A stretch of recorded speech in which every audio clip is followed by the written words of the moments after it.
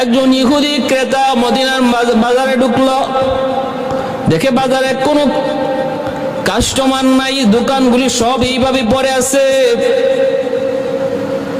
একজন মানুষও বাজারে নাই, সবগুলি মালামাল খোলা, কোনোটা ঢাকা নাই, মানুষ একজনও নাই। চুরি করে অনেকে অনেক কিছু নিয়ে যেতে পারবে। একটু পরে তাকায় দেখেন নামাজ শেষ হলে মসজিদে নববীতে সবগুলি মানুষ আবার বাজারে এসে ঢুকলো। সে দোকানদারকে বলতেছে, রে ভাই, এটা কি অবস্থা? তোমরা কোথায় গিয়েছিলাম? কয় মসজিদে আল্লাহর ঘর, নামাজ পড়তে গিয়েছিলাম। কয় তাহলে এই মালামাল এগুলো একটু সাবধান করে যাইতা। কয় কেন? কয় যদি চুরি হয়ে যাইতো। তিনি বলতেছেন, আমরা নবীর হাতে গড়া সাহাবী, এই জমিনে মায়ার নবী শুয়ে আছেন, একজন মানুষ কারো আমানতে হাত দেয় না। কয় তাই নাকি? বলে হ্যাঁ। সে অবাক হয়ে গেল। তারপরে বলতেছে, আমাকে অমুক জিনিসটা দেন, আছে নাকি? বলে আছে, কিন্তু আমার কাছ থেকে না নিয়ে আমার ওই ভাইয়ের কাছ থেকে আপনি নিয়ে যান। একই জিনিস তার কাছেও আছে, আমার কাছেও আছে, তার কাছেও আছে। বলে তার কাছ থেকে নেন, আমার কাছ থেকে প্রয়োজন নাই, তার কাছ থেকে নিয়ে যান। সে তখন চলে গেল। ওই লোকটার কাছে যায় বলতেছে, ভাই জানো অমুক জিনিসটা আছে নাকি? বলে আছে। দাম কত? দামে তো ওই দামে জিনিসটা কিনে সে আবার আসলো মুসলমান ক্রেতার কাছে, আইসা মুসলমান দোকানদারের কাছে আইসা বলতেছে, ভাই আমি কিছুই তো বুঝলাম না, জিনিসটার দাম তুমি যা বলেছো তাই এসে রেখেছে, কিন্তু তোমার কাছেও জিনিসটা আছে, তুমি কেন সেই জিনিসটা আমার কাছে বিক্রি করলা না?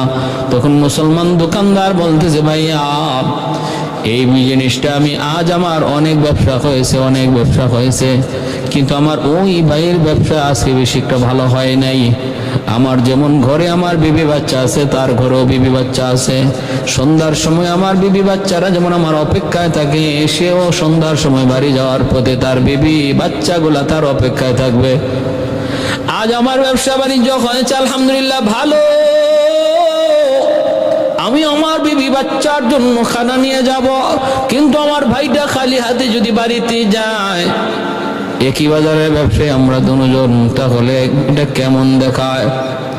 তার বাচ্চাগুলা কষ্ট পাবে, কান্না করবে।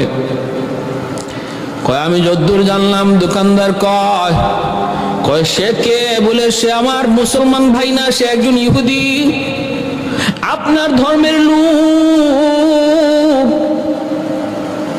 সাথে সাথে ইহুদি কয় কি, শুনো ও মুসলমান ভাই, দোকান আগে পরে গুছাও, আগে আমাকে কালেমা পড়া তুমি মুসলমান বানাও। যে ইহুদি ধর্মের মানুষ তোমাদের শত্রু, ধর্মের বিরোধী, তার একটু সুযোগ সুবিধা, তার হক, তার বিষয়টাও তুমি মাথায় রেখে তার বেবি বাচ্চার কথা প্রতি যত্ন রেখে এতটা দরদি হয়েছ।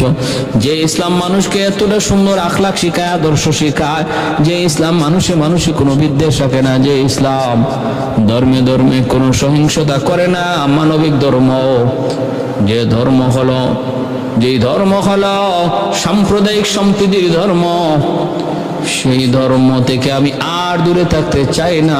আমাকে কালেমা পড়ায়া মুসলমান বানায় দাও।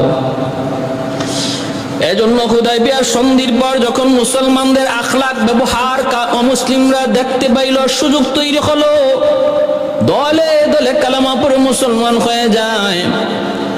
2 বছর যেতে যান না যেতে আবু সুফিয়ান চিন্তা করে দেখলো, এইভাবে যদি আর 1-2 বছর সন্ধি থাকে, তাহলে আমরা পিছনে খুঁজা তালাশ করে লোক একটাও পাবো না, শুধু আমরা লিডাররাই সমাজে থাকবো, পিছনের লোক কাউকে পাবো না, সব কালেমা পড়ে মুসলমান হয়ে যাবে।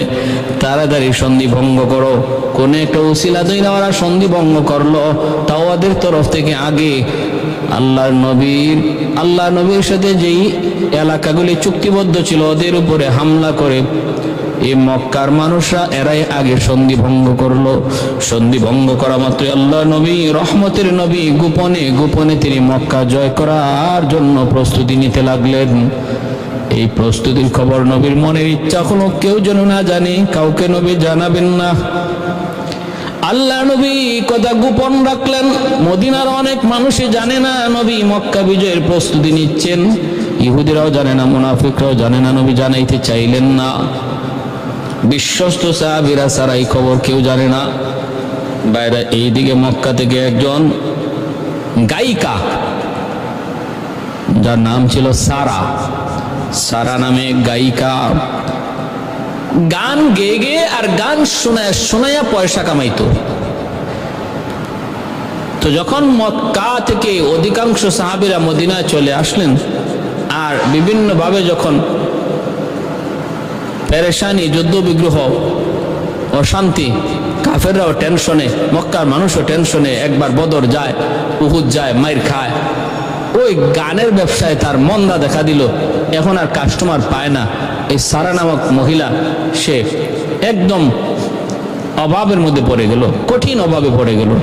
তো মনের বিচ্ছে তার ইচ্ছা জাগলো যে মদিনায় যে মানুষরা হিজরত করে গেছে, যদিও ওরা মুসলমান, এখন মুসলমান, কিন্তু মুসলমান হওয়ার আগে তো ওরা আমাকে গান গাওয়াইতো, আমাকে পয়সা করে দিয়ে সাহায্য করতো। আমি তো আজকে বিপদে, একটু যাইয়া দেখি মদিনার ওই মানুষগুলো আমাকে একটু সাহায্য করে কিনা। ওই সারা নামক মহিলা সে মদিনায় আসলো, আইসা আল্লাহ নবীর সাথেও দেখা করলো, আর এই কথাটা জানাইলো যে আমি এখন খাইবো কেমনে, আমি খাবো কি, চলবো কেমনে, আপনারা আমাকে কিছু সাহায্য করেন। আল্লাহ নবী সাহাবায়ে কেরামদেরকে বলছেন যে একসময় তো তোমরা তার কাছ থেকে মজা নিছো, এখন কালেমা পড়ে মুসলমান হয়ে গেছো, ভালো আলহামদুলিল্লাহ, কিন্তু সে সাহায্যের জন্য আসছে, যদিও সে ভিন্ন ধর্মের, কিন্তু সাহায্য যে কোনো ধর্মের মানুষকে করা যায়। আল্লাহ নবী বলেন আম্মাস সাইলা ফালা তানহার। আল্লাহ আমাকে এখানে উল্লেখ করে বলেন নাই সাইল যদি মুসলমান হয় তাহলে তারা ধমক দিও না। আল্লাহ বলছেন সাইল সে যেই হোক, যে কোনো ধর্মের হোক, সে যে কোনো বর্ণের হোক, যদি সওয়াল করে বসে, সাবধান, তোমরা সাইলকে ধমক দিও না, তার সাথে খারাপ আচরণ করো না। আল্লাহর নবী সাহাবীদেরকে বলতেছেন, সাহাবীরা তোমরা যে যদ্দূর পারো সাহায্য করো। সাহাবায়ে কেরাম সারা নামক ওই মহিলাকে সাহায্য করলেন। এরপরে ওই মহিলা যখন মক্কায় চলে যাবে, তখন একজন সাহাবী, আল্লাহর নবীর বিশ্বস্ত সাহাবী, যিনি বদরের যুদ্ধে অংশীদার, হাতিব ইবনে আবি বালতা রাদিয়াল্লাহু তাআলা আনহু, মনে মনে ভাবলেন এই মহিলাটা তো মক্কায় যাবে, মক্কা থেকে আমি মদিনায় হিজরত করে এসেছি একা, মক্কায় আমার ঘর বাড়ি, মক্কায় আমার স্ত্রী সন্তান সন্ততি, আমার সন্তান, আমার বিবি বাচ্চা মক্কায় রয়ে গেছে। প্রতিনিয়ত মক্কার মানুষগুলা ওই রয়ে যাওয়া মুসলমানদের উপরে নির্যাতন নিপীড়ন করে। হাতিব ইবনে আবি বালতা ইনিও মক্কায় ছিলেন, একা একজন মানুষ, তার কোনো মক্কায় গোষ্ঠী ছিল না, অন্যত্র অন্য জায়গা থেকে এসে মক্কায় ঘরবাড়ি বানাইছিলেন। এজন্য মক্কায় তার সন্তান সন্ততি বিবি বাচ্চা ছাড়া আর আপন বলতে কেউ নাই, কেউ নাই। মক্কার কাফিররা যদি নির্যাতন করে একটু সহযোগিতা করার মতো কেউ আসবে না, কারণ আপন বলতে কেউ নাই, গোষ্ঠী নাই, গোষ্ঠীর নাই, আপনজন কেউ নাই। হাতিব ইবনে আবি বালতা রাদিয়াল্লাহু তাআলা আনহু তিনি মনে মনে ভাবলেন, আমি যদি মক্কা বিজয়ের গোপন কথাটা সারা নামক মহিলার মাধ্যমে মক্কার কাফিরদেরকে জানায় দেই, তাহলে এই উপকার করার সুবাদে হয়তো ওরা আমার সন্তান, আমার বিবি বাচ্চাকে ওরা আর নির্যাতন করবে না, অথবা কম নির্যাতন করবে, একটু মায়া করবে, আলাদা নজরে দেখবে। যদি আমি ওদের এতটুকু উপকার করি, এই মনের ভিতরে তার এই চিন্তাটা আসলো। আসা মাত্র তিনি একটা গোপন চিঠি লিখলেন মক্কার লিডার আবু সুফিয়ানের নামে, আর বললেন, আমি হাতিব ইবনে আবি বালতা বলছি, আল্লাহর নবী মক্কা জয়ের প্রস্তুতি নিচ্ছেন, মক্কা বিজয়ের প্রস্তুতি নিচ্ছেন, তোমরা আমার বিবি বাচ্চার প্রতি একটু মায়া করো, একটু দয়া দেখায়।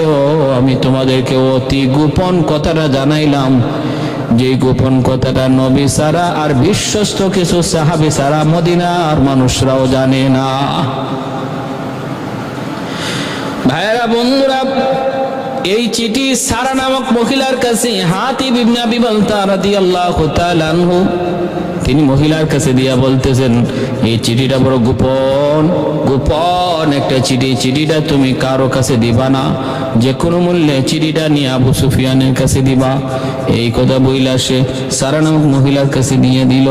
এই মহিলার চিঠিটা গোপন জায়গায় লইয়া সেও উটের পিঠে উইটা রওনা দিয়া দিছে। এই খবর কেউ জানে না, কিন্তু এই খবর জানেন কে? জানেন আমার আল্লাহ। কারণ আল্লাহ আলিমুল গায়ব, আল্লাহ সব দেখেন, সব শুনেন, আল্লাহ সব জানেন। সাথে সাথে আল্লাহ তার হাবিবকে জানিয়ে দিয়েছেন, বন্ধু তুমি দ্রুত বেগে ওই মহিলাকে আটকাও, যে মহিলার কাছে তোমার এক সাহাবী মক্কা বিজয়ের গোপন খবর কাগজে লিখে পাঠিয়ে দিছি। কোথায়? আল্লাহ বললেন, বন্ধু সাহাবীদেরকে পাঠাও, তার রওজায়ে খাক নামক জায়গায় পাবে। আল্লাহ নবী জরুরি ভিত্তিতে ডাক দিলেন, আলী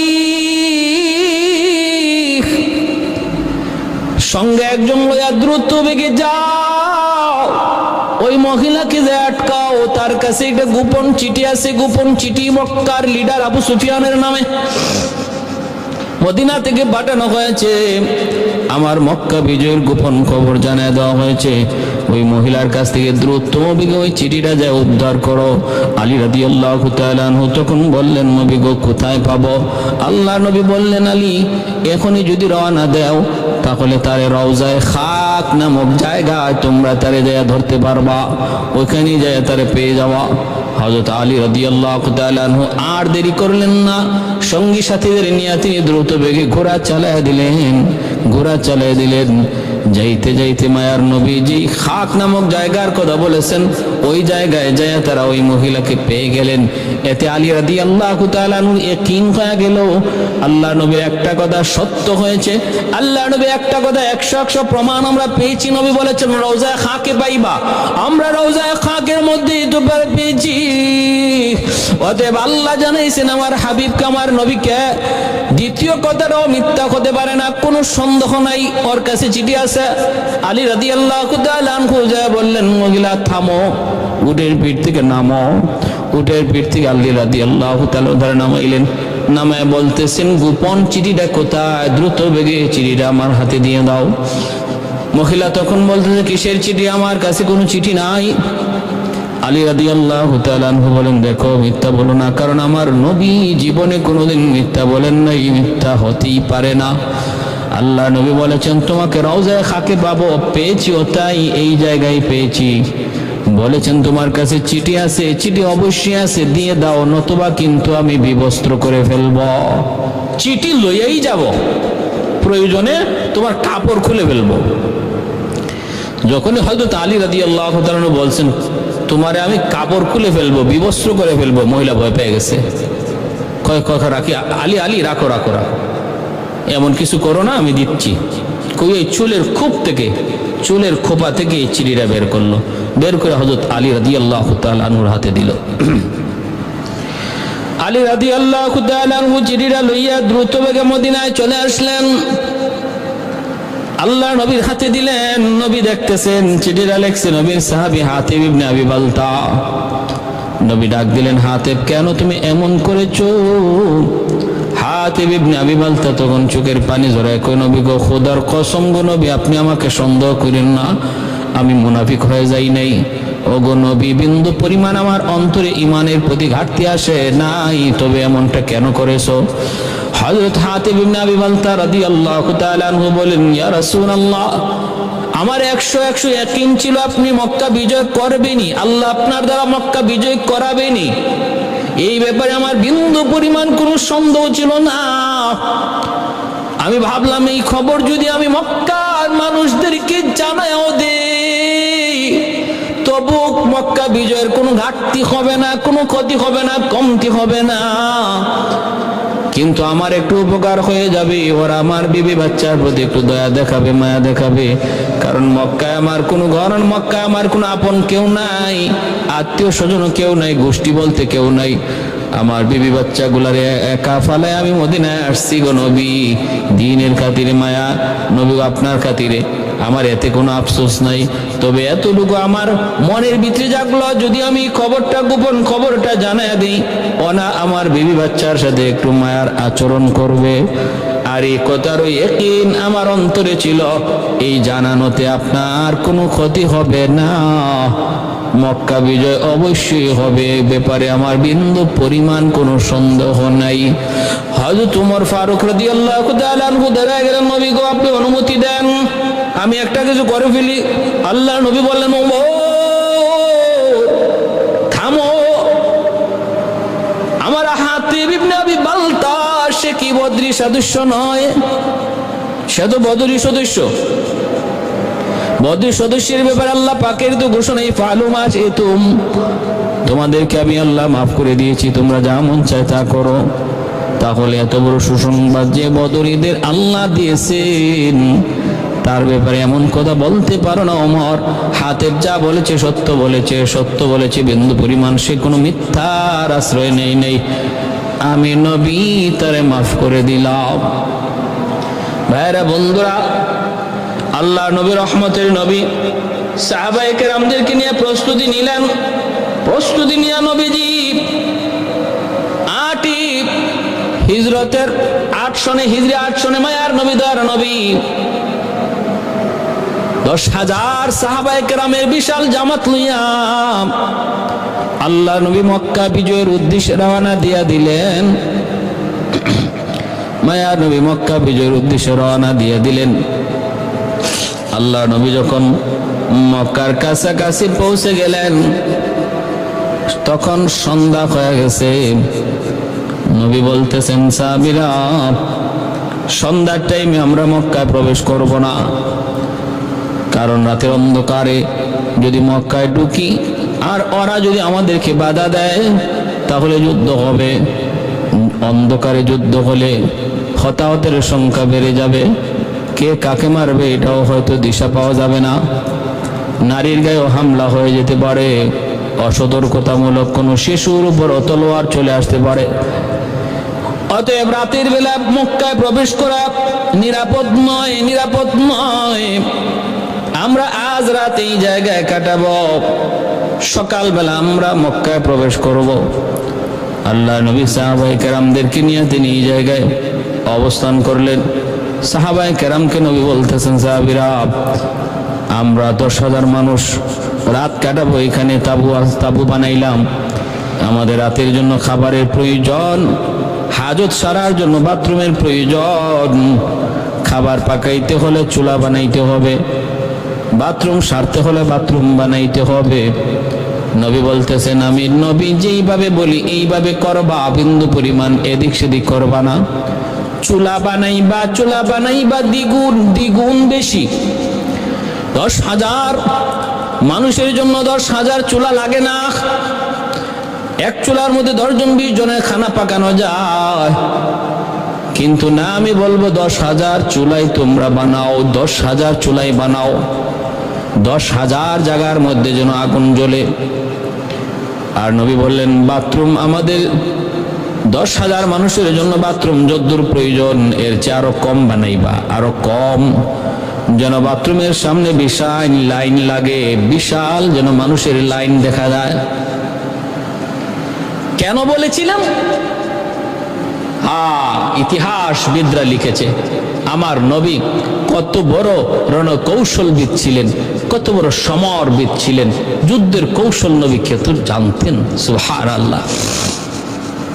আবু সুফিয়ান লোক পাঠাইছে সন্ধ্যা রাতে, যাও যায় দেখে আসো, মুহাম্মদ লোকজন লয়ে আসছে মক্কা দখল করতে, আমরা যে বাধা দিমু, একটু বোঝা দরকার তার সৈন্যবল কেমন, শক্তিবল কেমন, এটা তো বুঝতে হবে। গেছে গুপ্তচর, সন্ধ্যা রাত্রে গেছে, গিয়া দেখে সারা ময়দান জুড়ে চুলায় আগুন জ্বলতেছে। এবার সিআইডি ভাবতেছে চুলা কি পরিমাণ আছে একটু গইনা দেখি। একজনের জন্য তো আর এক চুলা বানানো হয়েছে না, 10 জন 20 জনের খানা পাকানোর জন্য এক একটা চুলা বানানো হয়েছে। আগে চুলা দেখি কই না কি পরিমাণ আছে, তারপরে লোকের আন্দাজ করব। তখন এই সিআইডি গুপ্তচর চুলা আর গয়না শেষ করতে পারে না। 10,000 চুলা গণনা করা কি সম্ভব? হে চুলা গণে আর শেষ করতে পারে না। অবাক হয়ে গেছে, ঘটনা কি? এই যদি হয় চুলার পরিমাণ, তাহলে মানুষ না জানি কি পরিমাণ। ভিতরে কাপ শুরু হয়ে গেছে। দৌড়ে আবু সুফিয়ানের কাছে যে হাজির লিডার, খবর বড় খারাপ। মানুষ কি পরিমাণ আছে? মানুষ কই মনে কি পরিমাণ? আগে চুলার খবর নেন। কও কি তুমি বলে হ, যে পরিমাণ চুলা দেখলাম, চুলা যে চুলায় খানা পাক হইতেছে, চুলা গইনা আমি শেষ করতে পারি নাই। অতএব আমার ধারণা মনে হয় 60-70 হাজারের কম মানুষ লইয়া মোহাম্মদ আসে নাই। 60-70 হাজারের বেশি হবে, চুলার আন্দাজে বলি। আবু সুফিয়ান কও কি এটা শুনাইলা কি তুমি? এত মানুষের সাথে আমরা মোকাবেলা করে কি করব? কই সেটা জানি না, তবে আমি একটা ধারণা আপনাকে দিলাম। আবু সুফিয়ানের সারা রাত যায়, ঘুম হারাম। শেষ সাথে গুপ্তচর আরেকজন পাঠাইছে, তুই যা যাই দেখায়। সে যে টাইমে গেল, এই টাইমে মুজাহিদরা একটু রাতের বেলা বিশ্রাম নিয়া, রাতের বেলা একটু ঘুমায়, তারা ফজরের সময় উঠছেন। দেখবেন ফজরের সময় ঘুম থেকে উঠলে পরে বাথরুমে চাপ দেয়, তো সবাই যে বাথরুমের সামনে লাইনে দাঁড়াইছেন। গুপ্তচর পাহাড়ের আড়াল থেকে তাকায় দেখে বিশাল লাইন এক একটা বাথরুমের সামনে। এবার সে চিন্তা করে সব মানুষ তো আর বাথরুমে আসে নাই, বাথরুমে যাদের ধরছে তারাই তো বাথরুমের লাইনে দাঁড়াইছে, বেশিরভাগ মানুষ তো তাঁবুতে। বাথরুমের সামনে যে লাইন দেখতেছি, না জানি তাঁবুর ভিতরে কি পরিমাণ মানুষ আছে। হেও রিটার্ন বাথরুমের সামনের মানুষই সে গণনা করে শেষ করতে পারতেছে না, তার গণনার মধ্যে শুধু খালি পেস লাগতেছে। দ্রুত আবু সুফিয়ানের কাছে হাজির হয়ে উস্তাদ, খবর বড় জটিল খারাপ, মানুষ যে কি পরিমাণ লই আইছে মোহাম্মদ, এটা হিসাব করা সম্ভব না। ও কত কইছে? ও তো কইছে 60-70 হাজার। কি কোন 60-70 হাজার? আমি তো বাথরুমের সামনে যে লাইন দেখছি, আমার মনে হইতেছে 60-70 হাজার এই লাইনে দাঁড়ায় আছে, বাকিরা তো তাঁবুতেই রয়েছে। আবু সুফিয়ান সাপ, সর্বনাশ, যুদ্ধের প্রয়োজন নাই, যে যেদিকে পারো ভাগো, যে যেদিকে পারো দ্রুত ভাগো, যুদ্ধের প্রয়োজন নেই। মনোবল ভেঙ্গে গেল কাফেরদের, শুধু আল্লাহ নবীর একটা রণকৌশলের কারণে, একটা কৌশলের কারণে মক্কার কাফেরদের প্রতিহত করার মনোবল পুরাটাই ভেঙ্গে গেল। ওরা একদম সারেন্ডার করে ফেললো। আল্লাহ নবী সকালবেলা মক্কায় ঢুকতেছেন, কোনো বাধা নেই। এর ভিতরে আবু সুফিয়ান সে আব্বাস রাদিয়াল্লাহু তাআলা আনহুর নিরাপত্তার মাধ্যমে আল্লাহ নবীর কাছে এসে কালেমা পড়ে মুসলমান হয়ে গেছেন। ওমর ফারুক রাদিয়াল্লাহু তাআলা আনহু তিনি পাহারাদারি ছিলেন। ওই অবস্থায় আব্বাস রাদিয়াল্লাহু তাআলা আনহু তিনি দেখতেছেন আবু সুফিয়ান পাহাড়ের একদিকে, তিনি যায় বলতেছেন, আবু সুফিয়ান এখনো কি তোর সময় হয় নাই? তুমি কি এখনো কালেমা পড়ে মুসলমান হবা না? চলো আল্লাহ নবীর, আমাকে কি নিরাপত্তা দেওয়া হবে? বলে নিরাপত্তা আমি দেব। আল্লাহ নবীর কাছে আবু সুফিয়ানকে নিয়ে আসলেন। ওমর পিছন দিকে তাকায় দেখতেছেন দুশমন নবীর দরবারে চলে আসছে। তোমারও পিছনে পিছনে দাওয়া করলেন। আব্বাস রাদিয়াল্লাহু তাআলা দ্রুত বেগে আবু সুফিয়ানকে নবীর দরবারে হাজির করলেন। নবীর কাছে, নবীর হুজরা, নবীর তাঁবুর সামনে এসে হাজির করলেন। পিছনে পিছনে ওমর তলোয়ার নিয়ে দাঁড়ানো। ওমর বলতেছেন, নবী গো অনুমতি দেন, দুশমন তো হাতের নাগালে ওরে শেষ করে দেই। আল্লাহ নবী বললেন, ওমর থামো। চাচা আব্বাস আবু সুফিয়ানকে নিরাপত্তা দিয়েছেন, মতে হত্যা করা যাবে না, দেখি কি হয়। আবু সুফিয়ান তখন বলতেছে, ইয়া রাসূলুল্লাহ আমি কালেমা পড়ে মুসলমান হতে চাই। আল্লাহ নবীর হাতে হাত রেখে আবু সুফিয়ান কালেমা পড়ে মুসলমান হয়ে গেলেন। তিনি কে? আমার নবীর শ্বশুর, যার মেয়ে কলিজার টুকরা আদরের মেয়ে উম্মে হাবিবা, আমার নবীর পবিত্র বিবিদের একজন। এই উম্মে হাবিবা বহু আগে মদিনায় আমার নবীকে নিয়ে দোয়া করছিলেন, আল্লাহ আল্লাহ আমার আব্বাকে তুমি হেদায়েত দিও, আমার স্বামীর সাহাবী বানায় দিও। আর নবী তখন আমিন বলছিলেন।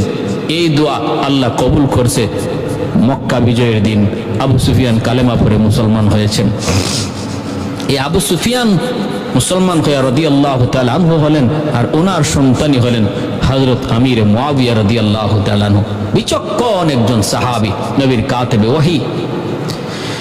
আবু সুফিয়ান ইনি মুসলমান পরে কালেমা পরে মুসলমান হওয়ার পর হযরত আব্বাস রাদিয়াল্লাহু তাআলা বলতেছেন, দোস্ত পাহাড়ের উপরে একটু দাঁড়ায় তুমি খালি দেখো একটু মুহাম্মদ আর মুহাম্মদের সাহাবীরা তারা কিভাবে খালি যায়, তাদের যাওয়াটা শুধু লক্ষ্য করে দেখো যে এই বাহিনীর সাথে কোনোদিনকে কাফেররা মোকাবেলা করা সম্ভব, কি পরিমাণ তাদের মধ্যে ইতাআত।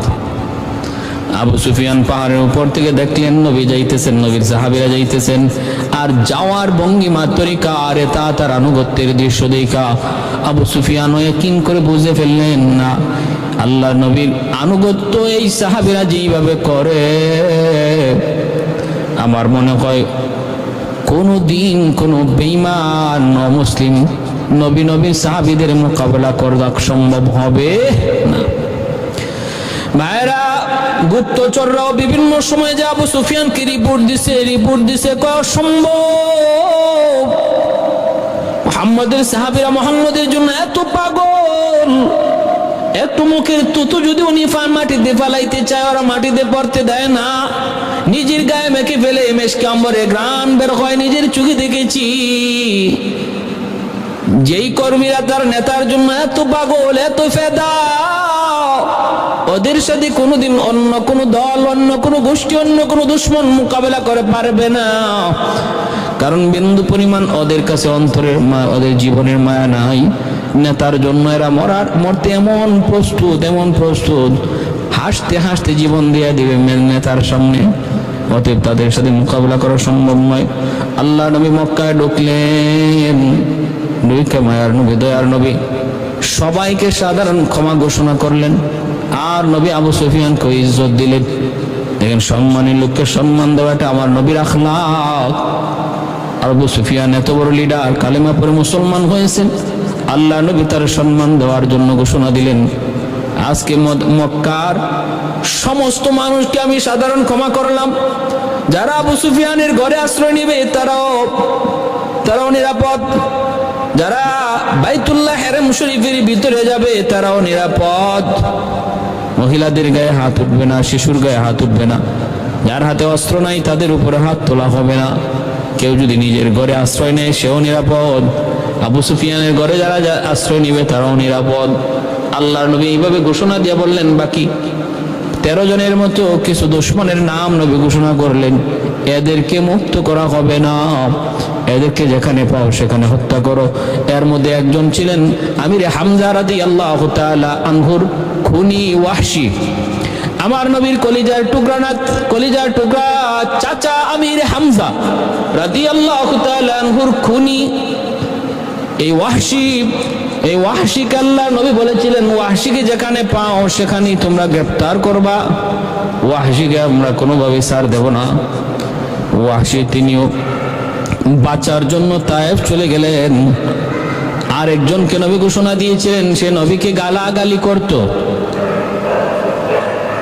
আমার নবীকে গালাগালি করত, এর ব্যাপারেও নির্দেশ ছিল এর হত্যা করা। এই মুহূর্তে নামটা আমার ইয়াদ নাই। সে নিজেকে বাঁচানোর জন্য হেরেম শরীফের ভিতরে যে আশ্রয় নিল। আর সে তো জানে যে হেরেমের ভিতরে আল্লাহ নবী ঘোষণা দিয়েছেন যারা হেরেমের ভিতরে থাকবে এরা নিরাপদ, হেরেমের ভিতরে হত্যা করা হয় না। কিন্তু আল্লাহ জানিয়ে দিয়েছেন, বন্ধু এত বড় জঘন্য অপরাধী আমি আল্লাহ আমার বন্ধুকে কেউ গালি দিলে সইতে পারি না। আমি আল্লাহ ঘোষণা দিলাম, যদিও সে হেরেমের ভিতরে আছে, হেরেমের ভিতরে হত্যা করা, খুন করা আমি আল্লাহর কাছে অপরাধ, কিন্তু ওই হারামিকে হত্যা করার বৈধতা আমি আল্লাহ নিজে ঘোষণা করলাম। সাহাবীদেরকে আদেশ করো হেরেমের ভিতর থেকে ওরে যেন ধরে নিয়ে আসে, না আসতে চাইলে হেরেমের ভিতরেই যেন ওরে হত্যা করে ফেলে। মান সাব্বা নাবিয়ান ফাকতুলুহু, কেউ যদি নবীকে গালি দেয় তারে হত্যা করার নির্দেশ। হেরেমের ভিতরে নবীকে গালি দিছি, কুলাঙ্গার তারে হত্যা করা হয়েছে। যে হেরেমের ভিতরে পবিত্রতার ইজ্জতের কারণে সাধারণ হত্যা করা নিষেধ, কিন্তু আল্লাহ ঘোষণা দিয়া বলছে ওরা হত্যা করো, হত্যা করো। ভাইরা বন্ধুরা, আল্লাহর নবী রহমতের নবী খানায় কাবার সামনে গেলেন, যে নবী খানায় কাবার চাবি চাইলেন। এইদিকে খানায় কাবার চাবি হলো ওসমান ইবনে তালহার হাতে। ওসমান ইবনে তালহা আল্লাহর নবী যখন মক্কায় ছিলেন হিজরতের আগে, কাফেরদের দাপট ছিল মক্কায়, নবী ছিলেন অসহায়। সেই উসমান ইবনে তালহার কাছে নবীজি কাবাগরের চাবি চেয়েছিলেন, ওসমান চাবিটা একটু দিবানি, আমি আমার মালিকের মাবুদের মাশুকের ঘরখানা একটু দেখবো, আমি আমার মাশুকের ঘরে একটু ঢুকবো, একটু চাবিখানা দিবানি। উসমান বলতেছে অসম্ভব, এই চাবি আমি আপনার হাতে দিতে পারবো না, এই অনুমতি নেই। আল্লাহ নবী বললেন উসমান দাও না একটু, কয় না। মায়ার নবী দয়ার নবী কষ্ট পাইলেন, নবী বললেন উসমান একদিন এই চাবির মালিক হব আমি, আর সেদিন আমি যার হাতে ইচ্ছা তার হাতে চাবিটা দেব। আল্লাহ নবী কষ্ট পাই কথা বলেছিলেন। আজকে মক্কা বিজয়ের দিন, সবাই সারেন্ডার। মক্কার কাফিররা অস্ত্র ফালায় তারা শুধু নবীকে দেখতেছে, নারী শিশু ছোট্ট বালক যুবক যুবতী সবাই নবীর দিকে তাকায় আছে, আর অনেকের মনের আশঙ্কা ভয় ভীতি। যদিও নবী বলেছেন লা তাসরিবা আলাইকুমুল ইয়াউম, নবী যখন মক্কার কাফিরদেরকে লিডারদের কয়েকজনকে একত্রিত করে জিজ্ঞেস করেছিলেন, এখন বলো তো দেখি তোমাদের ব্যাপারে আমার কি সিদ্ধান্ত তোমরা পছন্দ করো? তোমরা তো মক্কা থেকে আমাকে বের করে দিয়েছো, আমার সাহাবীদেরকে বের করে দিয়েছো, আমাদের ঘরবাড়িগুলা দখল করে নিয়েছো, তোমাদের নির্যাতনের স্টিম রুলার থেকে আমি নবী পর্যন্ত রেহাই পাই নেই। আজকে আমাদের বাড়িঘর তোমরা দখল করে আসো, বলো তো দেখি আজ তোমাদের ব্যাপারে কি সিদ্ধান্ত তোমরা পছন্দ করো? মক্কার কাফেররা তখন বলেছিল, মুহাম্মদ যদিও আমরা কালেমা পড়ি নাই, কিন্তু তুমি আমাদের ভাই, আমরা তোমার ভাই, এটা তো কখনো অস্বীকার করা যাবে না। আল্লাহ নবী তখন বলেছিলেন, ঠিক আছে ভাই যখন বলেছো, তাহলে আমার ইউসুফ আলাইহিস সালামের কথা মনে পড়ে গেছে। ইউসুফ আলাইহিস সালামের ভাইয়েরা ইউসুফ আলাইহিস সালামের সাথে কত বড় জুলুম করেছে। পরবর্তীতে যখন ইউসুফ আলাইহিস সালাম মিশরের বাদশা, আর ওরা সামনে যায় ভাইয়ের পরিচয় দিল, ভাইয়ের পরিচয় দিয়া বলল, ইউসুফ আমরা তোমার ভাই, তুমি কি আমাদের হারানো ভাই ইউসুফ? ইউসুফ আলাইহিস সালাম বললেন, আনা ইউসুফ, আমি সে ইউসুফ, আর শেখ তোমরা হলে আমার ভাই। তখন ভাই পরিচয় পাওয়ার কারণে ইউসুফ আলাইহিস সালাম তখন তাদের প্রতিশোধ না নিয়ে বলেছিলেন, লা তাসরিবা আলাইকুমুল ইয়াউম, আজকের দিনে তোমরা ভাইদের প্রতি আমার কোনো প্রতিশোধ নাই, আমার কোনো অভিযোগ নাই, সাধারণ ক্ষমা করে দিলাম। নবী তখন ওই মক্কার মানুষদেরকে ঘোষণা দিলেন, তোমরা যখন বলেছো আমি তোমাদের ভাই, আর ভাই হওয়ার খাতিরে তোমাদেরকে আমি ইউসুফ আলাইহিস সালামের মতো সাধারণ ক্ষমা করে দিলাম। हाजी को जबे जाने मदीने की ज़मीं तक, जाना मैं यही नक्श कदम मांग रहा हो, जाना मैं यही नक्श कदम मांग रहा हो, दौलत न कोई जाहो हशम मांग रहा हो, मैं साया ये देवार हरम मांग रहा हो, मैं साया ये देवार हरम मांग रहा हो। खाने काबा का मंजर ऐ खुदा देखा मुझे, मक्का और शहर मदीना देखने को दो मुझे, मक्का और शहर मदीना देखने को दो मुझे, ऐ खुदा सैराब कर दो आब ज़मज़म से मुझे, इस्तिला में हजर अस्वद से मुशर्रफ कर मुझे, इस्तिला में हजर अस्वद से मुशर्रफ कर मुझे। ভাইয়ের আমার জন্য বলতেছিলাম, আমার নবী দয়ার নবী, মায়ার নবী, রহমতের নবী তাদের ক্ষমা করলেন। এরপর মক্কার মানুষের অন্তরে ভয়, না জানি মুহাম্মদ কখন জানি মত পাল্টায় ফেলে, কারণ যেই পরিমাণ নির্যাতন মক্কার মানুষ তার উপরে করছে, কিছু না কিছু বদলা তো নিবেই নিবে। এত ভয় ভীতি তাদের অন্তরে ঢুকলো। ভাইরা বন্ধুরা, এইবার দেখা গেল হযরত আল্লাহ নবী, রহমতের নবী যতই তাদের সান্ত্বনা দেন, তারপরও কিন্তু তাদের অন্তরে ভয়, ভয়ের চেহারার মধ্যে ভয় ভীতি তাদের নবীর দিকে তাকায় আছে। কখন কোন ফরমান জানি নবী জারি করেন। খানায় কাবার সামনে যায় নবী ডাক দিলেন, উসমান কোথায়? উসমান বিন তালহা ভয়ে কাবার ছাদে উঠে গেছে, ভয়ে ছাদে উঠে গেছে। আর নবী বললেন, আলী যাও উসমানকে ধরে নিয়ে আসো। উসমান বিন তালহাকে ধরে আনা হলো আল্লাহর নবীর কাছে। নবী তখন বলতেছেন, উসমান একটু তাকাও।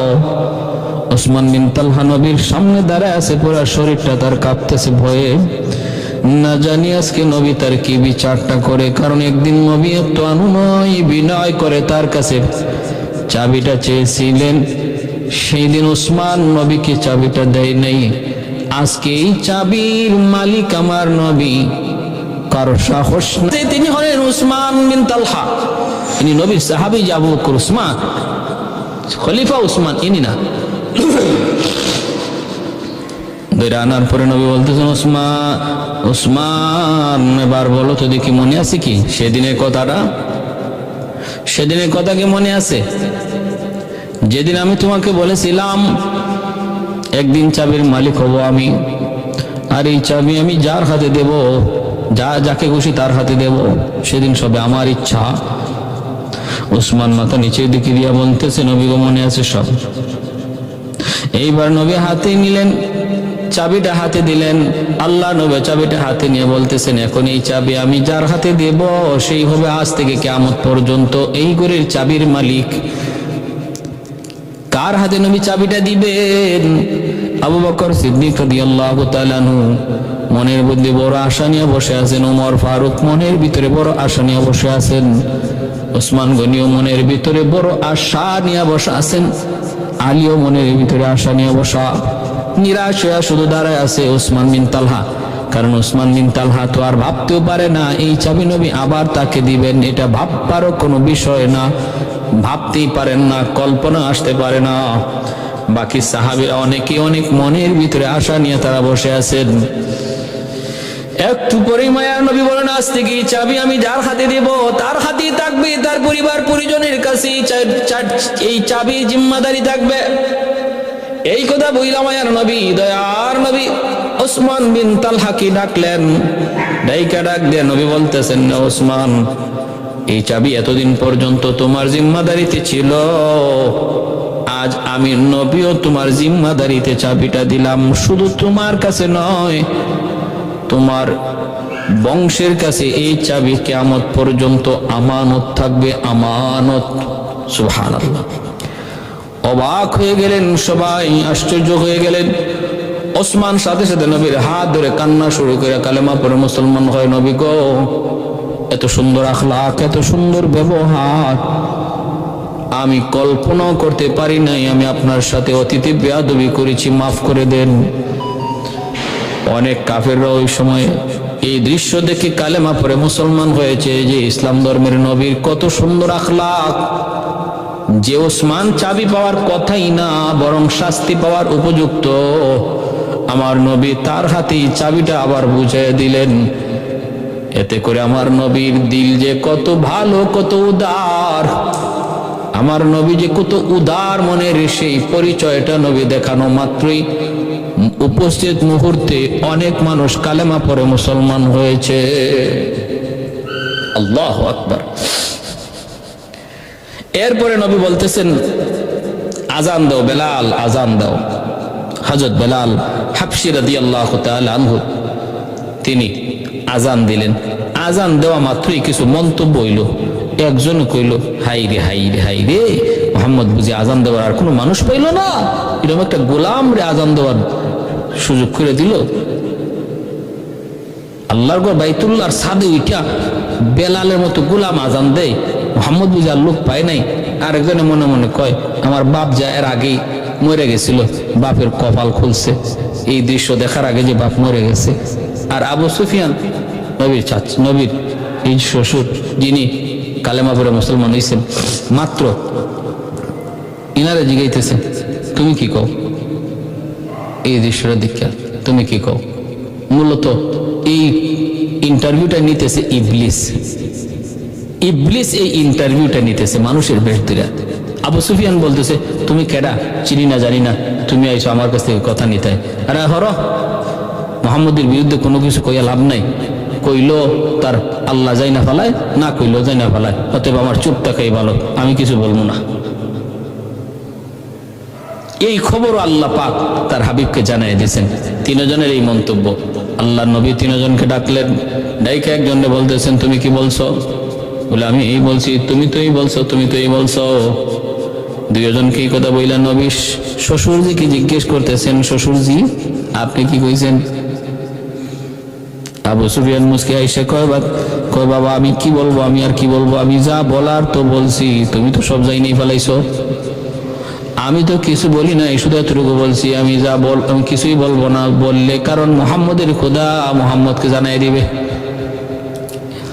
ঈদও তো তুমি জানা ফেলাইছো, এর বেশি আমি কিছু বলি নাই।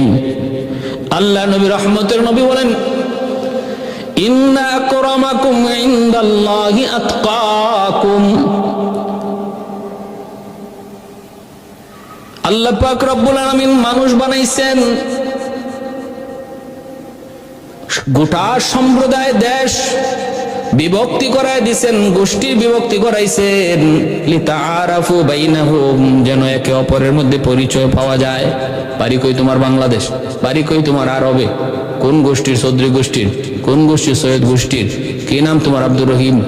এই ধরনের পরিচিতির জন্য আল্লাহ পাক মানুষের মধ্যে চৌধুরী, সৈয়দ, এইরকম বাঙালি অনারবি আল্লাহ পাক সৃষ্টি করেছেন। মূলত এগুলা তোমাদের সম্মানের মাপকাঠি নয়। আরবের মানুষ বলে তুমি সম্মানী, এজন্য এটা মাপকাঠি নয়। তুমি মালিক আর সে গোলাম, এজন্যই তুমি সম্মানী, এটা সম্মানের মাপকাঠি নয়। তুমি সাদা অমুকে কালো, এজন্য এটা সম্মানের মাপকাঠি নয়। আল্লাহ বলেন সম্মানের মাপকাঠি হলো তোমাদের কার অন্তরে কি পরিমাণ আল্লাহর ভয় আছে, এটা হলো সম্মানের মাপকাঠি। যার অন্তরে আল্লাহর ভয় যেই পরিমাণ, সে তোমাদের মধ্যে সম্মানী তত বেশি।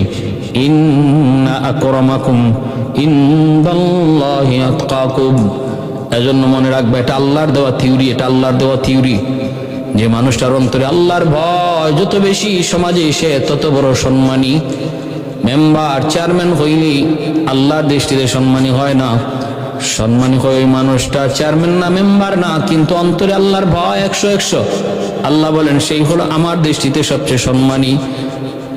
সমাজের ভিতরে কোন মানুষগুলার অন্তরে আল্লাহর ভয় বেশি, এটা আল্লাহ কোরআনের মধ্যে জানায় দিচ্ছেন, ইন্নামা ইয়াখশাল্লাহা মিন ইবাদিহিল উলামা। আল্লাহ বলেন যাদের অন্তরে আমি আল্লাহর ভয় বেশি, তারা হলো উলামায়ে কেরাম। উলামায়ে কেরামের অন্তরে আমি আল্লাহর ভয় হলো সবচেয়ে বেশি। অতএব আল্লাহ পাকের সিদ্ধান্ত অনুযায়ী সমাজের সবচেয়ে সম্মানী মানুষ হলো উলামায়ে কেরাম। একজন আলেমের সামনে একজন চেয়ারম্যান, মেম্বার, এমপির সম্মানও কম, আলেমের সম্মান বেশি। এই সম্মানটা কোন মন্ত্রী, মিনিস্টার আর প্রাইম মিনিস্টারে দেয় নাই। এটা কারো দেওয়া নয়, এটা কারো কাছ থেকে কিনা নয়, এটা কারো কাছ থেকে পাওয়া নয়। এই সম্মানটা সরাসরি দিয়েছেন আমার আল্লাহ। আল্লাহর দেওয়া পাওয়ার, আল্লাহর দেওয়া পাওয়ার। এসকাল থাকলে, অভিযোগ থাকলে আল্লাহর সাথে করেন। একজন আলেমের ইজ্জত সম্মান সেটা আল্লাহ দিছেন। যদি আপনার এতে মানতে অসুবিধা হয় তাহলে আল্লাহকে আপনি প্রশ্ন করেন। এটা দুনিয়ার কেউ দেয় নাই, দুনিয়ার সমাজ ব্যবস্থা আমাদেরকে এই সব পাওয়ারটা দেয় নাই, এই ইজ্জতটা দেয় নাই, কোনো মন্ত্রী মিনিস্টার দেয় নাই। এটা কারো কাছ থেকে ধার করে আনা হয় নাই, কারো কাছ থেকে কিনেও আনা হয় নাই, এটা সরাসরি আল্লাহর দান। অতএব যদি আপনার কোনো বুঝতে, আপনার এটা মানতে অসুবিধা হয়, আপনার অ্যালার্জি থাকে, তাহলে অভিযোগ আল্লাহর কাছে করেন, কেন দিলেন। শুধু এতটুকু না, হাসরের মাঠে আল্লাহ পাক রব্বুল আলামিন বলবেন, ইয়া মাশারাল উলামা তামাইয়াজু বাইনাহুম, ও উলামায়ে কেরাম, সাধারণ মানুষ থেকে ভিন্ন হয়ে যাও। আমি আল্লাহ আজকে তোমাদেরকে হাসরের মাঠে সাধারণ মানুষের সামনে বেইজ্জত করার জন্য তোমাদের সিনায় দুনিয়াতে কোরআন ইসলাম দেই নাই। পৃথক হও, সাথে সাথে পৃথক হয়ে যাবে। উলামায়ে কেরামের কিছু ভুল ত্রুটি হয়েছে, মানুষ মাত্র হয়েছে, এটা অস্বীকার করার কোনো সুযোগ নাই। সেই ভুলের কথাগুলি আল্লাহ পাক সাধারণ মানুষ, হাসরবাসী মানুষের সামনে বলবেন না, পর্দার আড়ালে এনে আল্লাহ জিজ্ঞেস করবেন। সেই জিজ্ঞেস করাটা হাসরবাসী সাধারণ মানুষ শুনবেও না, দেখবেও না। কেন তুমি অন্যায় করেছো? একজন আলেম বলবে, আল্লাহ ভুল হয়ে গেছে। ইন্নী লাম আযা ফীকুম ইলমি লিউআযিবাকুম, হাদিসে কুদসি, ইন্নী লাম আযা ফীকুম ইলমি লিউআযিবাকুম, আমি আল্লাহ কোরআনের বিদ্যা তোমার সিনায় দেই নাই এজন্য যে আমি তোমাকে জাহান্নামের আগুনে জ্বালাবো। কেন তুমি অন্যায় করেছো, কেন তুমি অপরাধ করেছো? এই কথা বলা মাত্র আলেম বলবে, আল্লাহ আমার ভুল হয়ে গেছে, আল্লাহ আমার ভুল হয়ে গেছে, আমাকে মাফ করো, মাফ করো। আল্লাহ পাক রব্বুল আলামিন তখন আলেমদেরকে বলবেন, ইযহাবু ফাকাদ গাফারতু লাকুম ওয়ালা উবালি, যাও, আমার কোরআনের ইজ্জতের খাতিরে আমি মাফ করে দিলাম। আমি আল্লাহ কারো কোনো পরোয়া করলাম না, কারো কোনো পরোয়া করলাম না, যাও মাফ করে দিলাম। তাহলে ভাইরা বন্ধুরা, আল্লাহর নবীও বলতেছেন, ওই যে মক্কা বিজয়ের দিন আল্লাহর ঘর খানায় কাবায় আযান দিলেন হযরত বেলাল, আর তিনজনের তিনটা মন্তব্য ছিল। এই মন্তব্যের খবর আল্লাহ তার হাবিবকে জানায় দিয়েছেন। মন্তব্যকারীদের মধ্যে নবীর শ্বশুর আবু সুফিয়ান, যিনি মাত্র কালেমা পরে মুসলমান হয়েছেন, তিনিও ছিলেন। তার খবরও নবীকে আল্লাহ জানায় দিয়েছেন। এরপরে আল্লাহর নবী, রহমতের নবী, মায়ার নবী, মক্কা বিজয়ের ঘোষণা দেওয়ার পরও কিছু মানুষের তখনও ভয়ভীতি কমলো না। ভয়ভীতি কমলো না। আল্লাহ নবী একজন বৃদ্ধা মহিলার দেখতেছিলেন, মায়ার নবী, সে মহিলা ভারী বোঝা লইয়া এই মক্কা ছেড়ে চলে যাইতেছে। যেদিকে পারতেছে ওই দিকেই ছুটতেছে। নবী ওই মহিলাকে জিজ্ঞেস করেন, মা তুমি কোথায় যাওয়া? কই, কেন বাবা, তুমি কি জানো না মুহাম্মদ মক্কা দখল করেছে? আল্লাহ নবী তখন বলতেছেন, মা গো, যদ্দূর জেনেছি মুহাম্মদ তো সবাইকে সাধারণ ক্ষমা করে দিয়েছেন। মহিলা কই, বাবা, মুহাম্মদ রে তুমি চিনো না? মুহাম্মদ সম্পর্কে আমি যদ্দূর জানি সে বড় কঠিন দিলের মানুষ, যতই মাফ করেছে মক্কার মানুষ তারে যেই নির্যাতন করেছে কিছু না কিছু বদলা তো নিবেই নিবে, কিছু না কিছু বদলা তো নিবেই নিবে। আল্লাহর নবী বললেন, মা গো, তোমার বোঝাটা অনেক ভারী, তুমি দুর্বল, নিতে বড় কষ্ট হয়। আমি একজন জওয়ান মানুষ, আমার কাঁধে বোঝাটা উঠে দেন, আমি সাহায্য করি। আল্লাহ নবী নিজের মাথায় বোঝাটা লইয়া, মহিলা যেদিকে যেতে চায় নবী আগে আগে যাইতেছেন, মহিলা পিছন দিকে নবীর জন্য লম্বা লম্বা দোয়া করতেছে। আল্লাহ, যুবক তো সাধারণ যুবক না, সে তো বহুত বড় একজন নেককার, বহুত বড় একজন হুজুর, বহুত বড় ফেরেশতা। তোমার মনে হয় তুমি ফেরেশতা পাঠাইছো। ভগবান সে দোয়া করতেছে আর নবীর জন্য ভগবানের কাছে দোয়া চাইতেছে। আল্লাহ নবী, রহমতের নবী, যাইতে যাইতে পাহাড়ের ওই আড়াল যেখানে সে যেতে চায় ওই জায়গায় নবী নিয়ে গেলেন। মহিলায় কয়, বাবা, যুবক, এখানে রেখে দাও, আর সামনে যাওয়া লাগবে না, আমি এখান থেকে চলে যেতে পারবো। আল্লাহ নবী, রহমতের নবী, চলে আসবেন। এমনি মহিলায় কয়, বাবা, যুবক, কি তোমার পরিচয়? পরিচয়টা জানলাম না, এত বড় উপকার তুমি আমারে করছো। বাবা, যাওয়ার সময় তুমি কিন্তু এই রাস্তা দিয়ে যাইও না, ওই রাস্তা দিয়ে যাইও। নবী বলেন, মা গো, ওই রাস্তায় গেলে কি হবে? কই, দিকে গেলে পরে মুহাম্মদের সামনে পড়ার ভয়। আল্লাহ নবীর চোখ থেকে দর দর করে বাড়ি পড়ে। আবার নবী কান্দেন আর বলেন, মুহাম্মদ সম্পর্কে তোমার যে ধারণা অন্তরে জন্মেছে, মুহাম্মদ শক্ত দিলের মানুষ, কঠিন দিলের মানুষ, তুমি কি মুহাম্মদকে কোনোদিন দেখছো? মহিলায় কই, না রে বাবা, আমি মুহাম্মদ রে কোনোদিন আমি দেখি নাই। তাহলে এই ধারণা তোমার কেমনে জন্মিল? কয় আমারে কইছে আবু জাহেল উতবা সাহেব লিডাররা শুনাইছে। এবার নবী কান্দেন আর বলেন, মা আর মানুষের কথা শুই না, মুহাম্মদ ভালো না মন্দ তোমার বলা লাগবে না, আজকে নিজের চোখে দেখে নাও যেই যুবক তোমার বোঝা মাথায় লইয়া এই পর্যন্ত চলে আসছে, আমি সেই যুবক যার নাম হলো মুহাম্মদ। চিৎকার দিয়া মহিলা জমিনে পড়ে গেছে, বাবা তুমি কৌকে কৌকে তুমি তুমি মুহাম্মদ বলে কও, আমি মুহাম্মদ। মহিলা জমিনে বইরা চিৎকার দিয়ে উঠছে। আল্লাহ নবীর গলা জড়ায় ধরে বলতেছে, বাবারে এতদিন পর্যন্ত যা শুনছি সব ভুল শুনছি, আমি তো কোনোদিন তোমার দেখিনি, আজকে নিজের চোখে দেখলাম। শোনা মোহাম্মদ আর দেখা মোহাম্মদ এক না। ইমানরা যা শুনাইছে ওই মোহাম্মদ আর আজকে আমার নিজের চোখে দেখা মোহাম্মদ, আসমান জমিন তফাৎ। বাবা আমাকে এই মুহূর্তে কালেমা পড়ে তুমি মুসলমান বানায় দাও।